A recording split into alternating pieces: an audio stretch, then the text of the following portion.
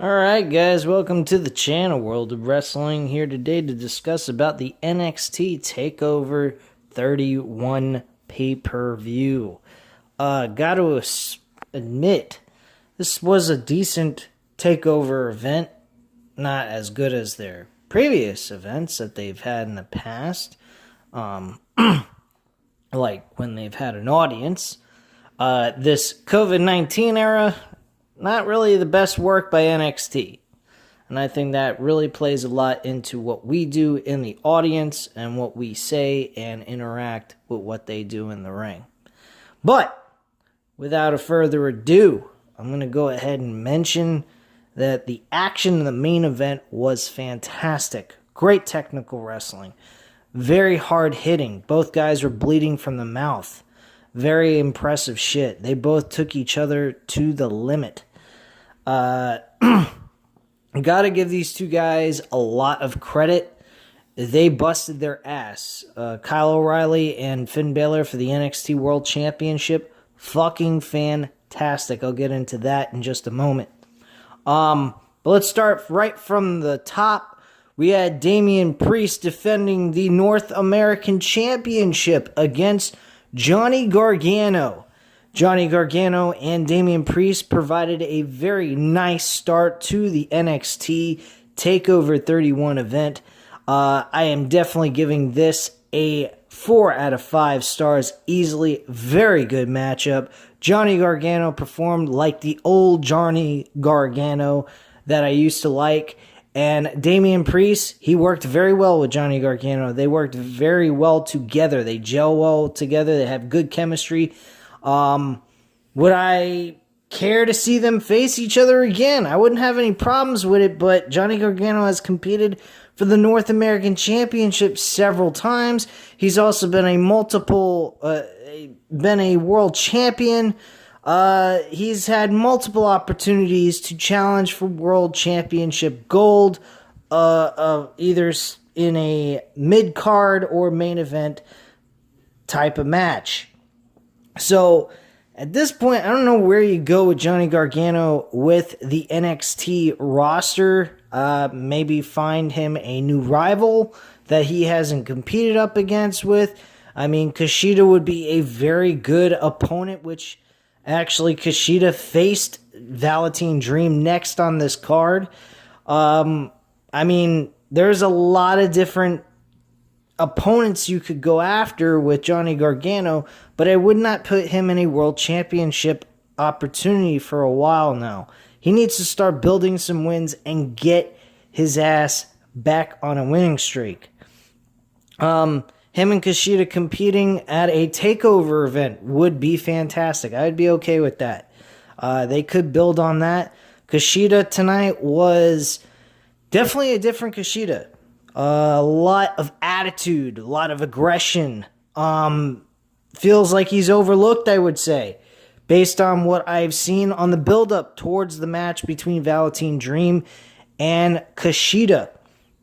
So, have to admit, Kushida looks pretty damn good compared to what he used to be when he first started in NXT. Definitely looks like a contender, a main event player type of thing.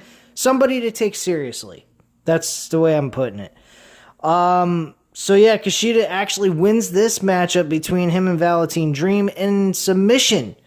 He makes him tap out. He was relentless. He did not let go of the Kimura lock. Eventually, it led to Velveteen Dream to having to tap out. He actually had him on a fireman carry type of maneuver where he dumps his opponent, Velveteen Dream. And when he tried to do that, Kushida placed him back in the Kimura lock and managed to make him tap out. That's how the match ended. The rest of the action was pretty standard, nothing major. I'm giving this a 3.5 out of 5 stars. It was an okay match, but it didn't really grab my attention. But I did like and enjoy the different attitude change by Kushida. It's something you can take seriously with him. Seeing him move on to another rivalry would be okay. If you want to continue with Velveteen Dream and Kushida, I wouldn't have a problem with that. As long as there's some kind of further progression that they could go with. If there's really no good ideas that they can go with that'll strike the audience, well, then just end the rivalry anyway and call it quits and move on to something else. The next match after that was the Cruiserweight Championship with El Dos Santos, I believe is the man's name, and defending his Cruiserweight Championship against Isaiah Swerve Scott. The Cruiserweight Championship matchup, I could have taken or leave it. I'm giving it a 3 out of 5 stars. It was good action, but it wasn't exactly, the greatest in the world. I've seen these guys compete against each other for the Cruiserweight title once before. Isaiah Swerve Scott has been able to beat the Cruiserweight champion multiple times in singles competition or in tag team matches, but never with the championship on the line. So at this point, it doesn't really matter what he does when the title's not on the line. He's not winning it when it counts. So at this point in time, Isaiah Swerve Scott, take a hike. He did have another guy show up. I forgot his name. I do apologize. He's also another Cruiserweight wrestler who is put his name in the bag of challengers that could face for the Cruiserweight Championship.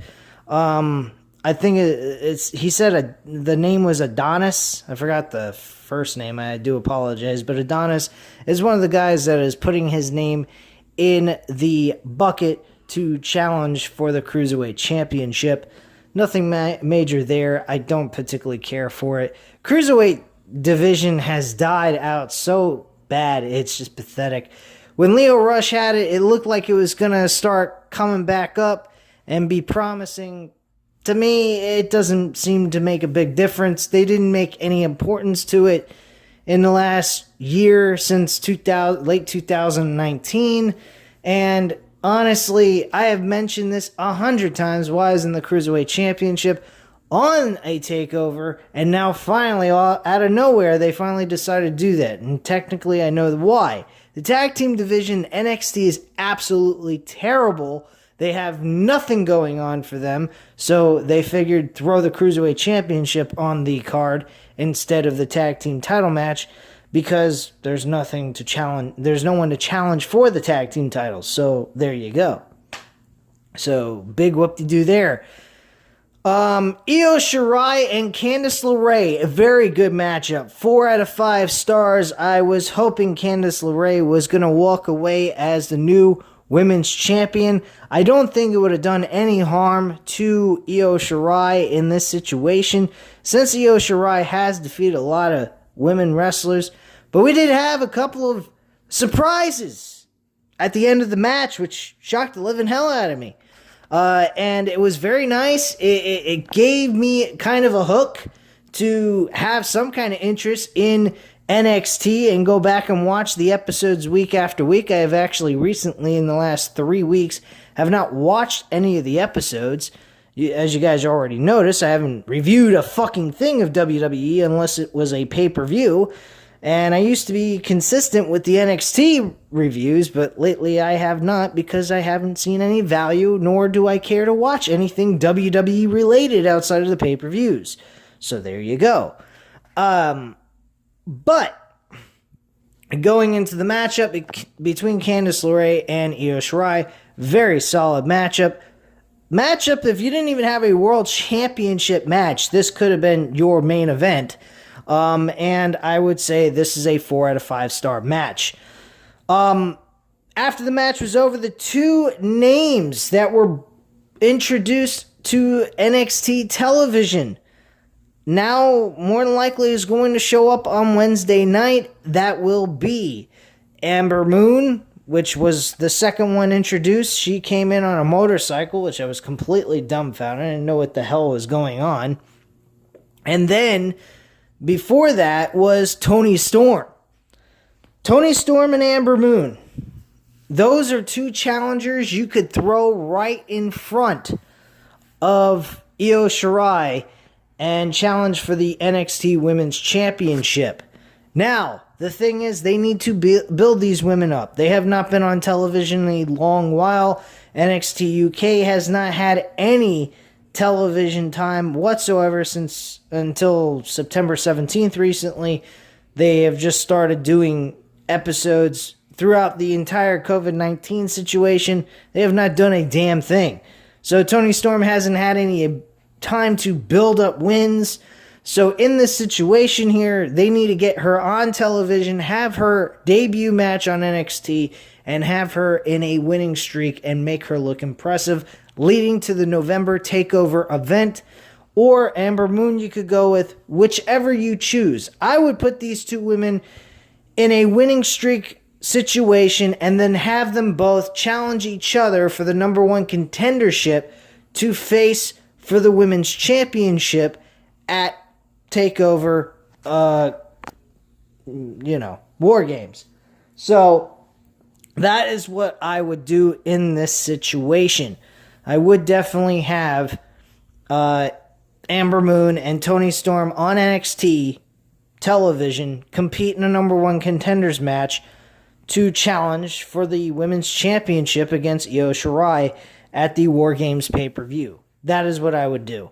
I wouldn't have but one War Game event, and I don't think you need women having War Games and men having War Games. Just figure out which way you can go with this with the best storyline build and have that as your War Games matchup. So if you got the men building up with rivals, with factions, that is what you're going to want to do. You're going to want to do the men. If the women are able to do a better job, then that's who you put in. At this point in time, it looks like at the end of Takeover, we have something brewing for something that would become a War Games matchup, which I'll get into in just a minute. So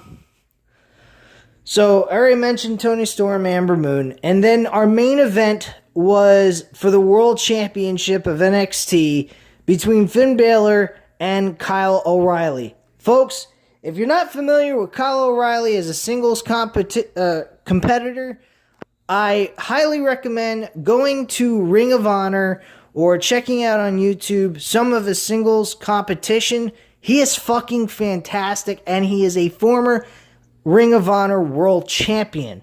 He competed with Adam Cole over the ROH World Championship back before they came to WWE.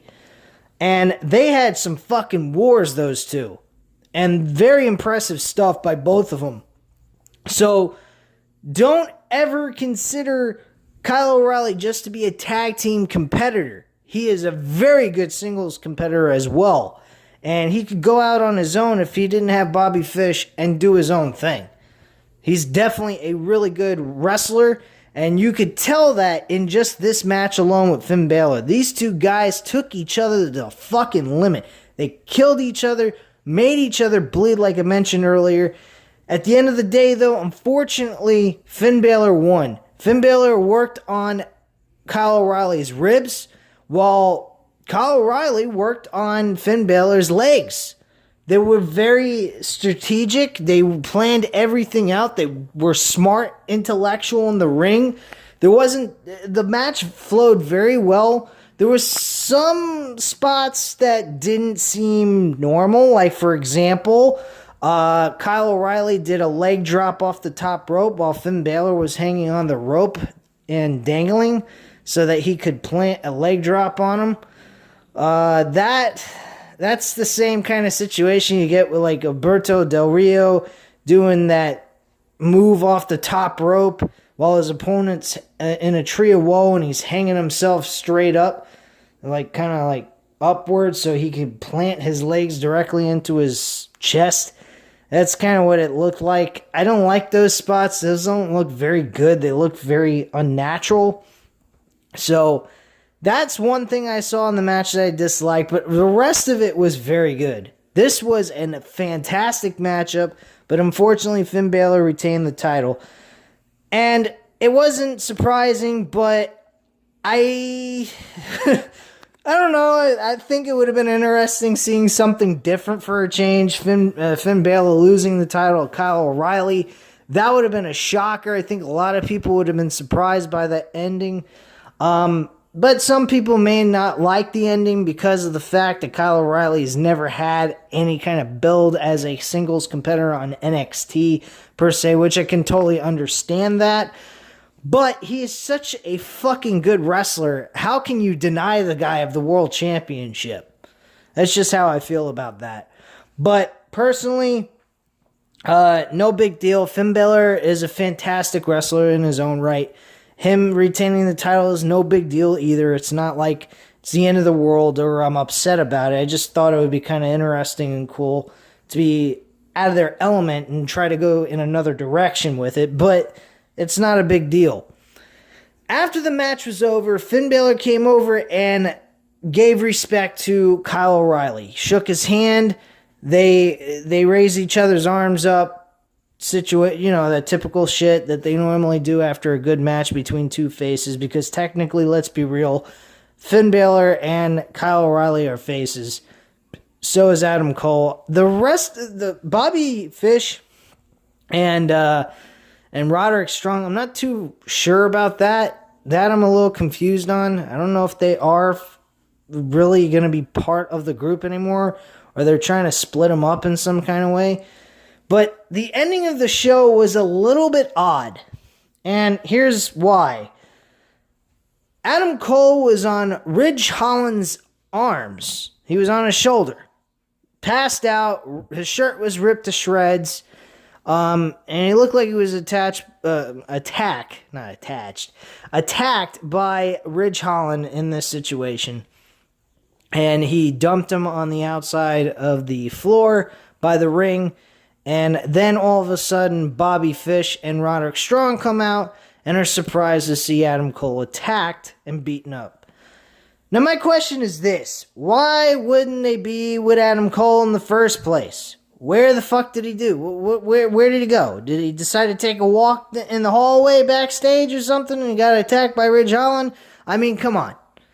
This definitely looks like the end of Undisputed Era. I think Undisputed Era is getting split up before they get placed into the main roster. That's the way I see it.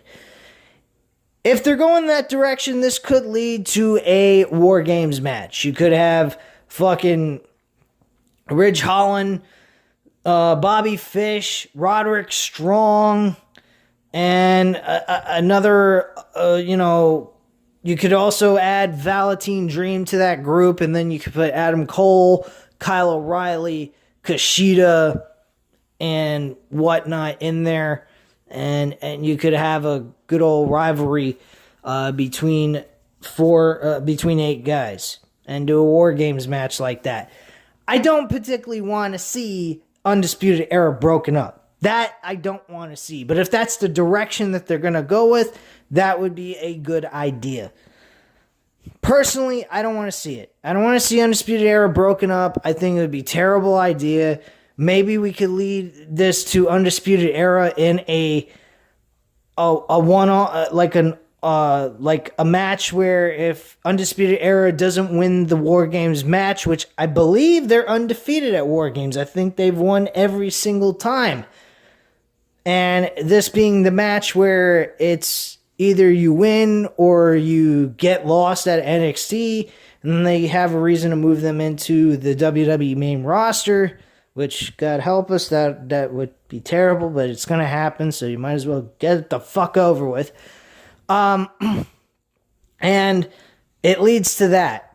And you have Undisputed Era against a group with Ridge Holland and 3 other guys that he decides he wants to have on his team to end Undisputed Era and take them away from NXT so that they are not hogging up the spotlight in the main event scene. That could be a situation they could go with.